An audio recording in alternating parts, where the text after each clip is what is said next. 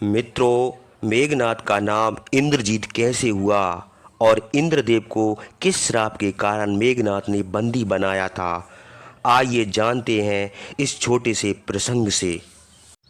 महाबलवान इंद्र को जीतकर मेघनाद जब लंका को चला गया तो ब्रह्मा के साथ सब देवता लंका को गए। रावण अपने भाइयों और पुत्रों के साथ बैठा था।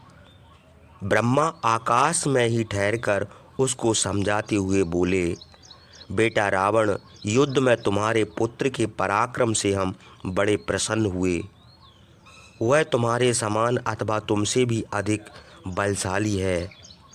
तुमने अपने पराक्रम से तीनों लोकों को जीत लिया और अपनी प्रतिज्ञा पूरी की है। हे वीर, तुम्हारा पुत्र मेघनाद बड़ा बलवान है।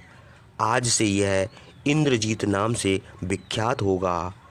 हे राजन, इसकी सहायता से तुमने देवताओं को वश में कर लिया।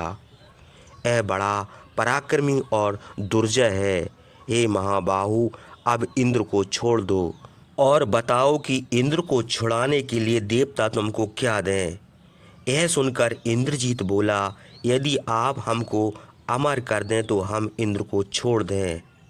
ब्रह्मा ने कहा, सब प्राणियों से तो तुम अमर नहीं हो सकते, किसी एक प्राणी से तुम अमर हो सकते हो, चाहे पक्षियों से या चौपायों से या मनुष्यों से अथवा अन्य किसी एक जाति के प्राणियों से तुम अमर हो सकते हो। ब्रह्मा जी की यह बात सुनकर इंद्रजीत बोला, अच्छा, इंद्र को छोड़ने के बदले में हम जो सिद्धि चाहते हैं वह सुनिए। जब हम युद्ध करने को चलें और अग्नि में मंत्र पढ़कर आहुति दें तो हम शत्रु से न हारें। आहुति देने पर जुटे हुए घोड़ों के साथ रथ अग्नि से प्रकट हो जाए और जब तक हम उस रथ पर सवार रहें तब तक हमको कोई ना मार सके। बस यही वरदान हमको चाहिए। और यदि अग्नि की पूजा और जाप समाप्त न होने पावे, बीच में ही हम युद्ध करने लगें तो उस युद्ध में हमारा विनाश हो।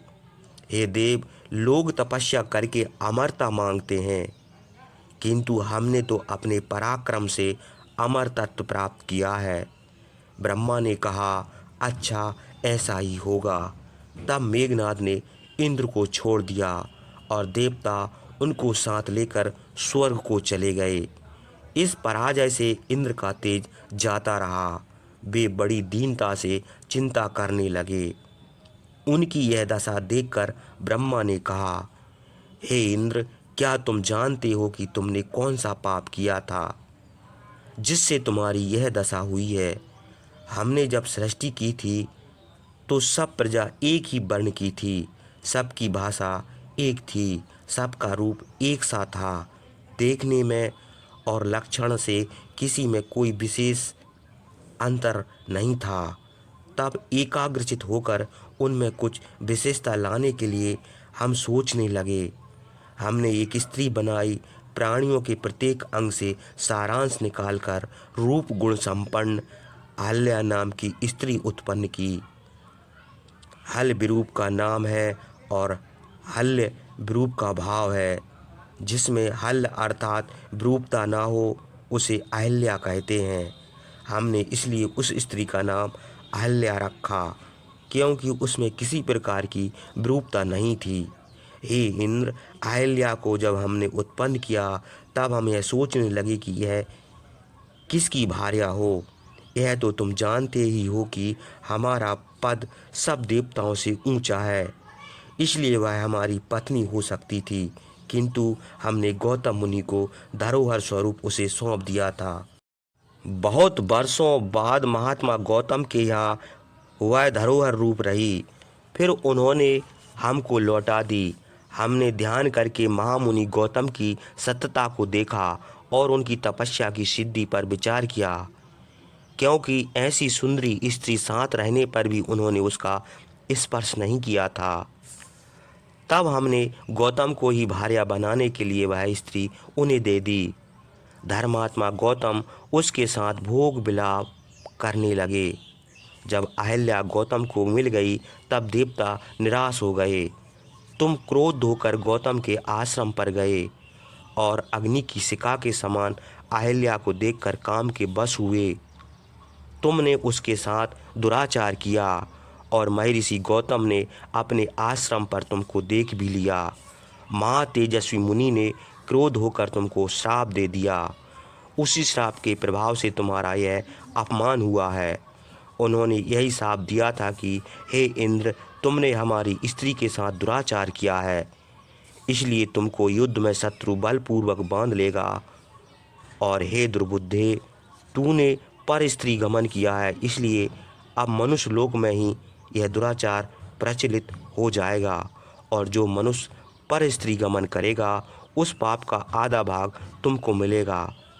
तुम इस पद पर अटल भी नहीं रह सकोगे, इसमें कोई संदेह नहीं है। यह शाप केवल तुम्हारे ही लिए नहीं है, जो इस पद पर होगा वह भी अटल नहीं रहेगा। तुमको यह शाप देकर गौतम अपनी स्त्री को डांट कर बोले, रे दुष्ट, तेरा विनाश हो। रूप और यौवन होने के कारण तूने यह दुष्कर्म किया है, इसलिए संसार में अब तू ही अकेली रूपवती न रहेगी, और भी स्त्रियां रूपवती होंगी। यदि अकेली तू ही रूपवती न होती तो इंद्र तेरे साथ यह दुराचार न करता। तब से सब प्रजा रूपवती होने लगी। अहल्या यह शाप सुनकर गौतम से प्राप्त न करने लगी। हे महर्षि, इंद्र ने तुम्हारा रूप धारण करके हमारे साथ भोग किया है। उसने हमें धोखा दिया है। हमने अपनी इच्छा से यह काम नहीं किया, इससे आप क्षमा करें। अहल्या के यह कहने पर महर्षि गौतम बोले, इक्ष्वाकु वंश में महातेजस्वी विष्णु भगवान अवतार लेंगे। उनका नाम राम होगा। विश्वामित्र के काम के लिए वे वन को आएंगे। जब तू उनको देखेगी तब पवित्र हो जाएगी। तूने जो दुष्कर्म किया है, इस पाप से वही तुझको पवित्र कर सकेंगे। तू उनका अतिथि सत्कार करना और उसके बाद हमारे पास चली आना, फिर हमारे साथ बहुत दिनों तक रहेगी। यह कहकर महर्षि गौतम उस आश्रम को छोड़कर चले गए। अहल्या उसी स्थान पर तप करने लगी। हे इंद्र, गौतम मुनि के शाप से तुम्हारी यह पराजय हुई। तुमने जो पाप किया था उसका स्मरण करो। उसी दुष्कर्म का यह फल है जो तुम शत्रु के हाथ से बंध गए। अब तुम एकाग्रचित होकर वैष्णव यज्ञ करो। उस यज्ञ के कारण से पवित्र होकर फिर स्वर्ग को जाओगे। तुम्हारा पुत्र युद्ध में मारा नहीं गया, उसको उसके नाना पुलोमा ने समुद्र में छुपा रखा है। ब्रह्मा के यह वचन सुनकर इंद्र ने वैष्णव यज्ञ किया, जिसके प्रभाव से वे फिर देवलोक का शासन करने लगे। हे रामचंद्र, मेघनाथ का बल हमने यह बखान किया है। जब उसने इंद्र को जीत लिया तो अन्य प्राणियों की क्या गिनती है। अगस्त के यह वचन सुनकर राम लक्ष्मण को बड़ा हर्ष हुआ। उनके समीप बैठे हुए बानरों और राक्षसों को भी विस्मय हुआ।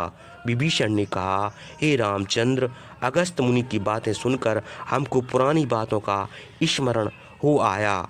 मुनि जो कहते हैं वह बिल्कुल सत्य है। रामचंद्र ने अगस्त से कहा, आप ठीक कहते हैं, हमने भी